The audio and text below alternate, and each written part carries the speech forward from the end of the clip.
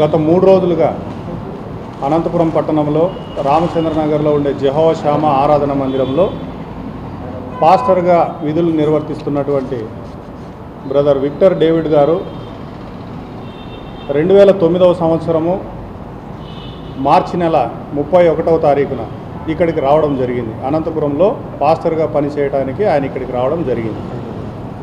అది ఎవరు పంపించారంటే మా హెడ్ ఆఫీస్ వారు, the society of trustees of indigenous churches in India, Hebron, Golconda cross roads, Musheerabad, Hyderabad సంస్థ వారు విక్టర్ డేవిడ్ గారిని 2009వ సంవత్సరం పాస్టర్గా ఇక్కడ నియమించడం జరిగింది.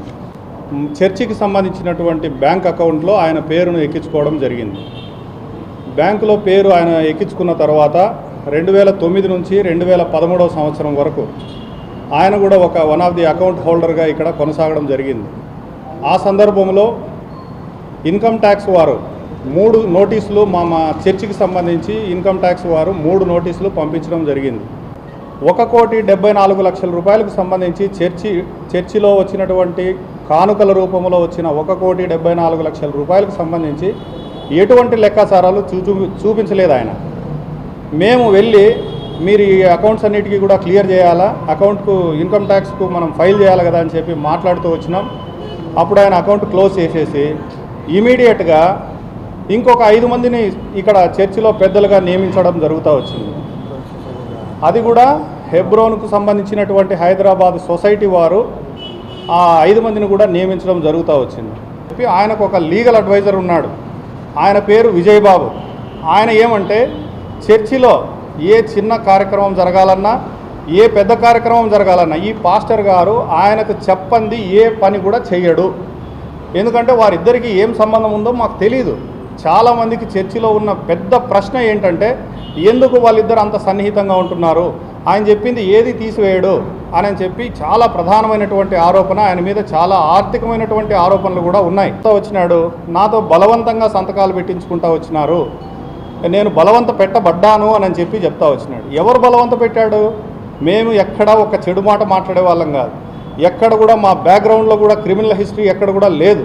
కానీ ఒక క్రిమినల్స్గా మమ్మల్ని సృష్టించడానికి, ప్రభుత్వంలో ఉన్నటువంటి పెద్దల దృష్టిలో మమ్మల్ని చెడు చేయడానికి ఈ దినాన వార్తలు ప్రకటిస్తూ ఉన్నాడు. యూట్యూబ్ ఛానళ్ళల్లో ఇస్తూ వచ్చినాడు. ఏమని? మాకు ప్రభుత్వం యొక్క అండ ఉందని, ఎమ్మెల్యే గారి అండ ఉందని, తర్వాత ఇంకా ప్రభుత్వ పెద్దల అండ ఉందని అని చెప్పి ప్రధానమైనటువంటి ఆరోపణలు చేస్తూ వచ్చినాడు. వాస్తవంగా చెప్తున్నామండి, మా చర్చిలో ఒక కమ్యూనల్ ఇష్యూస్లో చర్చిలో ఎప్పుడు ఎక్కడ కూడా పొలిటికల్ ఎంట్రీ అనేది మా దాంట్లో లేదు. ఏ పొలిటికల్ పార్టీ వచ్చినా ఎవరు వచ్చినా కూడా క్రైస్తవత్వంలో ఎవరికి హాని చేయడం లేదు ఇప్పటివరకు. అనవసరంగా ఏదో కొంతమందిని దృష్టిలో పెట్టుకొని వీళ్ళు తెలుగుదేశం పార్టీ వాళ్ళకు సంబంధించిన వాళ్ళు, లేదా బీజేపీకి సంబంధించిన వాళ్ళు, జనసేనకు సంబంధించిన వాళ్ళు, లేదా ఇంకా వైసీపీకి సంబంధించిన వాళ్ళని పొలిటికల్ డిఫరెన్సెస్ మా చర్చిలో క్రియేట్ చేస్తూ వచ్చినాడు. ఎందుకు? ఈయన వెనక ఉన్నటువంటి గత ప్రభుత్వ పెద్దల యొక్క హస్తం వీళ్ళ మీద ఉంది. ఈరోజు మమ్మల్ని ప్రభుత్వం దృష్టిలో చెడుగా సృష్టించడానికి మమ్మల్ని ఈ ప్రభుత్వం యొక్క పెద్దలు వాళ్ళు ఉన్నారని చెప్పి పొంతనలేనటువంటి సమాధానాలు చెప్తా ఉన్నాడు.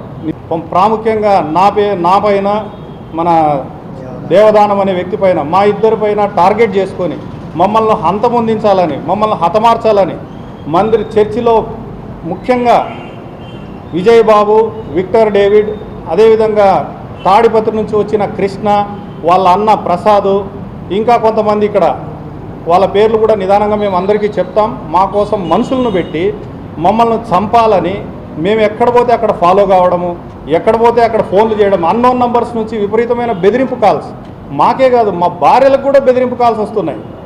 కాబట్టి మేము ప్రభుత్వం దృష్టికి వచ్చేది మాకు న్యాయం చేయమని మేము కోరుతున్నాం. మా చర్చికి వచ్చేటటువంటి స్త్రీల గురించి మా పాస్టర్ గారు, మీరు కాలిమెట్టెలు పెట్టుకుంటే చర్చికి రావద్దు, మంగళసూత్రాలు వేసుకుంటే చర్చికి రావద్దు, తర్వాత ఏదో చూడండి మంగళసూత్రాలు, కాలిమెట్టెలు, ముక్కు కమ్మలు ఎవరేసుకున్నా కూడా చర్చిలోకి రావద్దు అని చెప్పి లిఖితపూర్వకంగా వారు సంతకాలు పెట్టి ఇటువంటి కాన్స్టిట్యూషన్లో ఉన్నటువంటి ఫండమెంటల్ రైట్స్ను వారు దెబ్బతీస్తూ ఉన్నారు. సో దీనిపైన కూడా ప్రభుత్వం వారు చర్య తీసుకోవాలని మేము ప్రభుత్వాన్ని కోరుతున్నాం.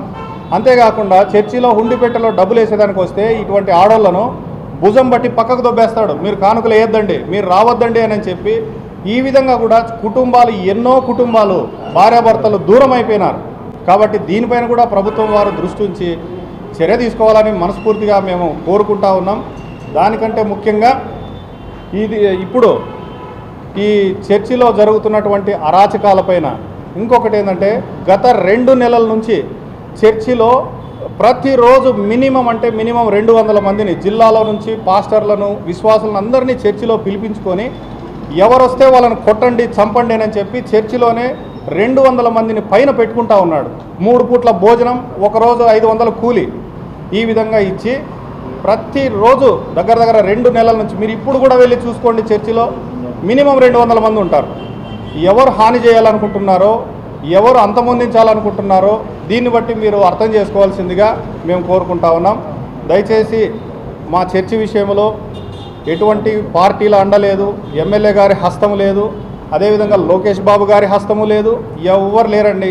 ఇది కమ్యూనల్ ఇష్యూస్లో క్రైస్తవత్వంలో ఏ పార్టీ వచ్చినా ఆ క్రైస్తవత్వాన్ని కాపాడే పార్టీలే కానీ నష్టం చేసే పార్టీలు అయితే మా దగ్గర ఎవరు లేరండి. గత ప్రభుత్వంలో ఉన్నటువంటి ఒకే ఒక వ్యక్తి, ఆయన ద్వారా ఇంతవరకు జరుగుతూ వచ్చింది. ఇప్పుడు కూడా ఆయన నాడు నేడు చైర్మన్గా పనిచేసి ఇప్పుడు ఇంట్లో కూర్చొని ఉన్నాడు. ఆయన పేరు FCS పీటర్ గారు అంటారు.